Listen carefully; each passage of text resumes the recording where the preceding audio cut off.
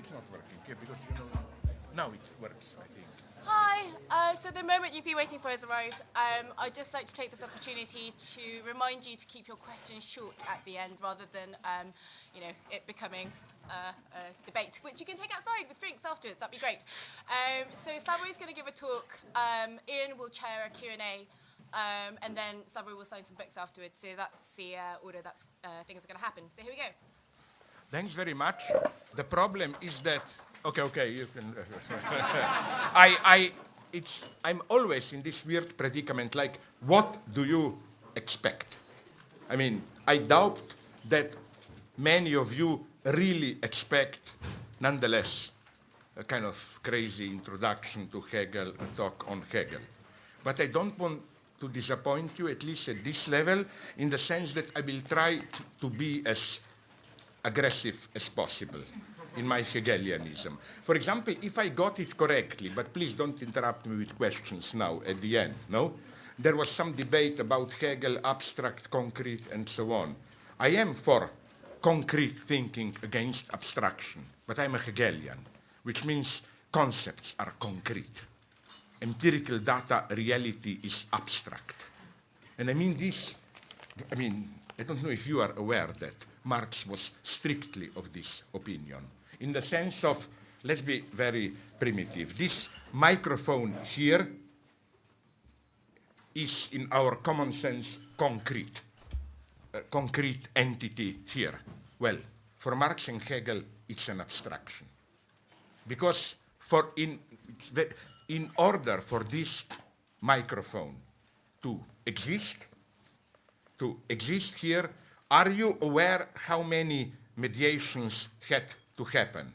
Think about development of technology. Think about development of popular music. Think about development of social forms, where you speak in large gatherings, you need a microphone, and so think about all the metals, mining, think about the development of science, and so on.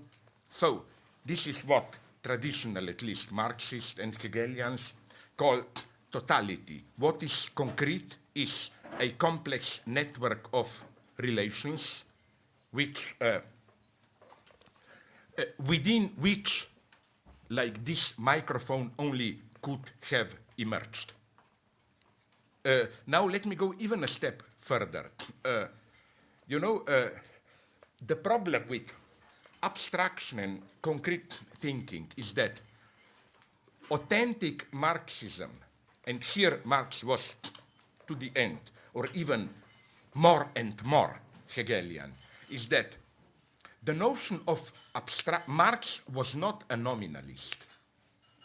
That is to say, Marx was far from this nominal common sense. The only thing that exists are concrete, particular entities. Abstraction is just in our mind, there are only concrete tables. It's only in our thinking when we compare different tables and ask ourselves what they share, that we then abstract some common features and build a notion out of that.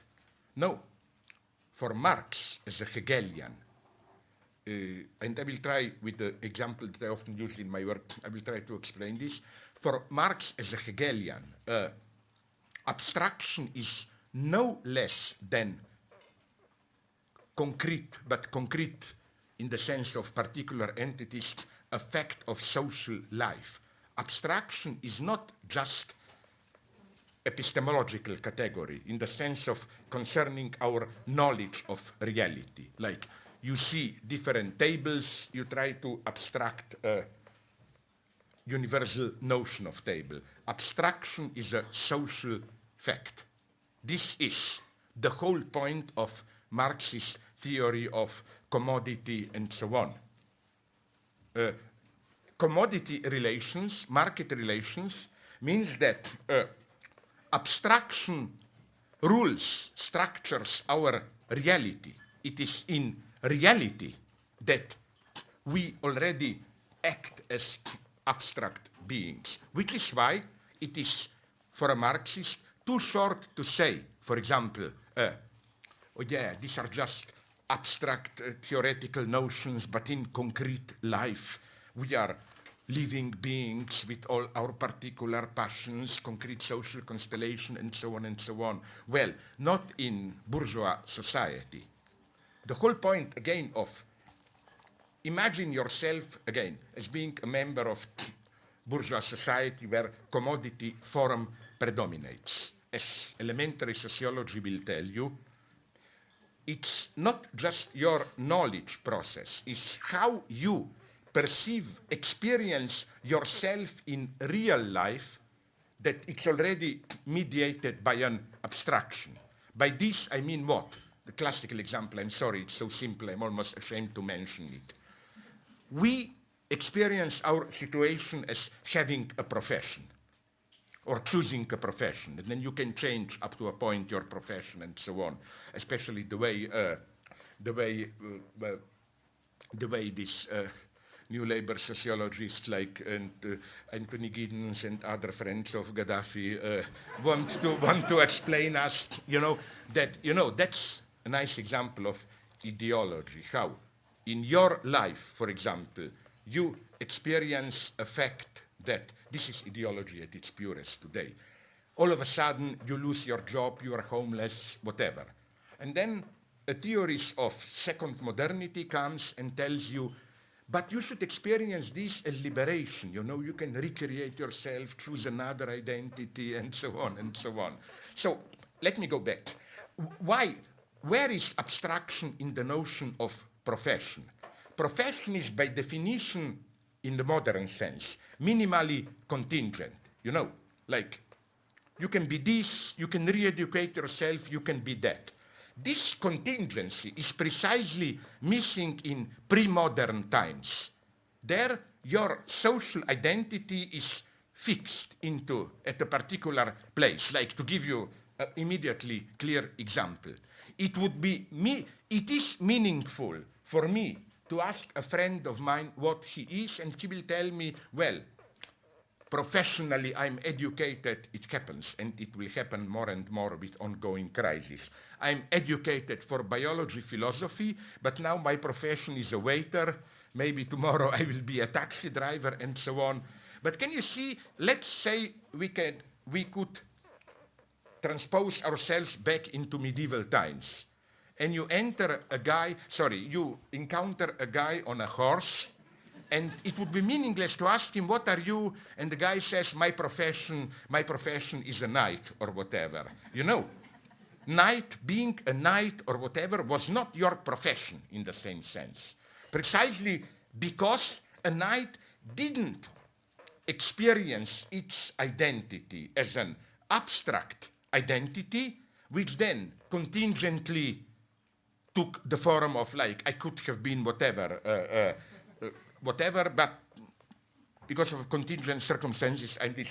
Or to give you, this is why, as Marx puts it very nicely, although in Grundrisse, the famous introduction, although in all social forms we have labor, work, only in capitalism, work becomes, as an abstraction, becomes social reality. Why? For the same reason. Because, like in earlier societies, okay, exceptionally, if you were a farmer subordinated feudal to your feudal lord, you could maybe escape to the city, but basically you were born into your particular identity.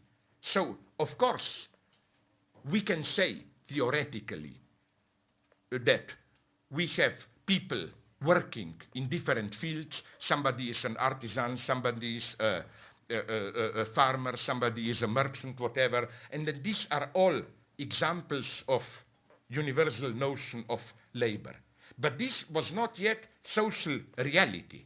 Only with capitalism, where labor is experienced as something potentially abstract, in the sense that I can do this, I can do that, I'm not a priori fixed to a certain domain, labor becomes abstraction. And even Marx already has some indications that the same goes for our desires. It's with modernity that our desires themselves become abstract, in the sense of, well, I will take the example precisely of some of today's not so much feminists as people like Judith Butler, who emphasize that our sexual identity is not biological or even socially determined in advance, but you know the story. We performatively enact, always experimentally, our identity. We can reinvent ourselves, reconstruct ourselves.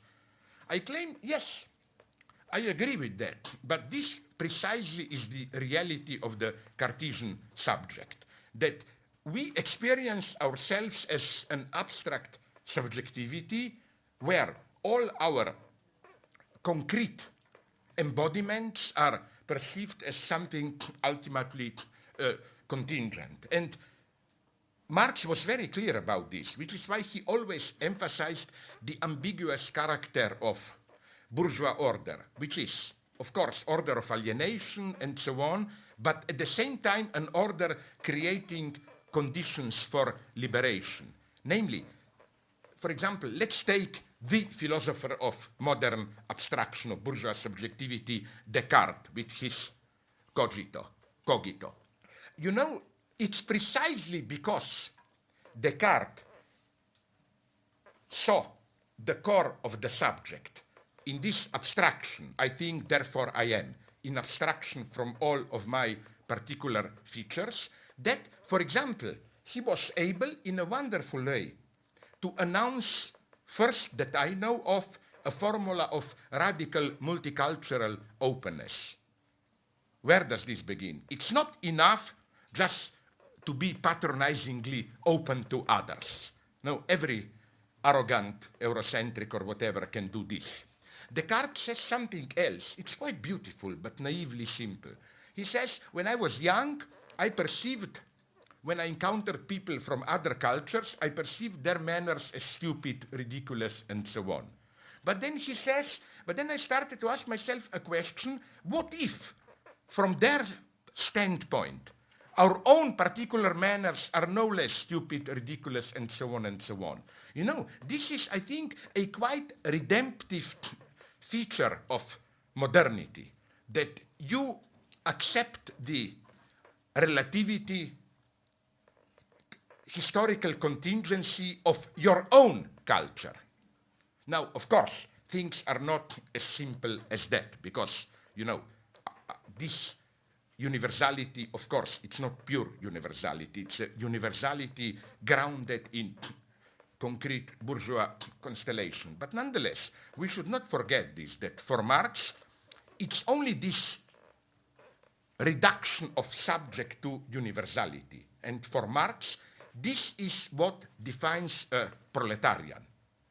As Marx explicitly writes, proletarian position is the position of, as he puts it in German, substanzlose Subjektivität, subjectivity without substance, which means that precisely when, from you as a proletarian worker, all the result of your work is taken, you are reduced just to the abstract Arbeitskraft, capacity, ability, force, labor force.